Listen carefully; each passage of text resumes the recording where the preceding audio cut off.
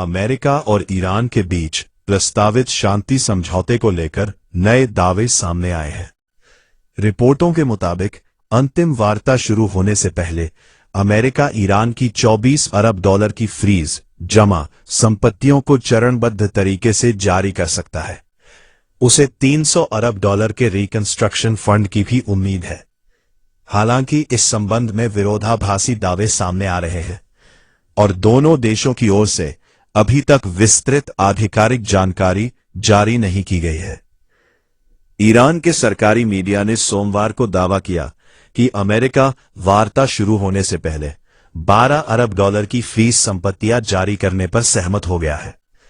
इसके बाद अगले 2 महीनों तक चलने वाली बातचीत के दौरान अतिरिक्त 12 अरब डॉलर और जारी किए जाएंगे। रिपोर्टों के मुताबिक ईरान कम से कम 300 अरब डॉलर के एक अलग पुनर्निर्माण फंड की भी उम्मीद कर रहा है, जिसमें अमेरिका और उसके सहयोगी देशों का योगदान हो सकता है। ईरान की सरकारी समाचार एजेंसी मेहर न्यूज के अनुसार दोनों देशों के बीच प्रस्तावित समझौता ज्ञापन MOU में 14 प्रमुख बिंदु शामिल हैं। इनमें कम से कम 300 अरब डॉलर के अंतर्राष्ट्रीय निवेश एवं पुनर्निर्माण फंड का प्रावधान भी शामिल बताया जा रहा है। हालांकि अमेरिका और ईरान में से किसी ने भी इस फंड की आधिकारिक पुष्टि नहीं की है। इन दावों के बीच ट्रंप ने स्पष्ट किया कि उनकी सरकार का ईरान के साथ संबंध पिछली सरकारों से अलग है। उन्होंने कहा कि पूर्व राष्ट्रपति बराक ओबामा के कार्यकाल की तरह ईरान को अरबों डॉलर नहीं दिए जाएंगे।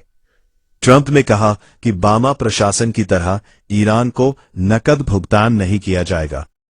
इस समझौते के तहत किसी भी प्रकार का धन हस्तांतरण नहीं होगा। शांति समझौते की पुष्टि के कुछ घंटों बाद ट्रंप प्रशासन ने ईरानी बंदरगाहों पर लगी अमेरिकी नौसैनिक नाकेबंदी हटाने की घोषणा की। साथ ही हॉर्मुज़ जलद मरुमध्य को जहाजों के आवागमन के लिए खोलने की पहल की गई। खोलने की मंजूरी भी दे दी गई। यह जलमार्ग वैश्विक तेल आपूर्ति के लिए बेहद महत्वपूर्ण माना जाता है और इसके खुलने से अंतर्राष्ट्रीय ऊर्जा बाजारों को राहत मिलने की उम्मीद है। अमेरिकी अधिकारियों ने ईरानी दावों को पूरी तरह खारिज नहीं किया है। एक्सियोस की रिपोर्ट के अनुसार एक अमेरिकी अधिकारी ने इसे पे फॉर परफॉर्मेंस समझौता बताया।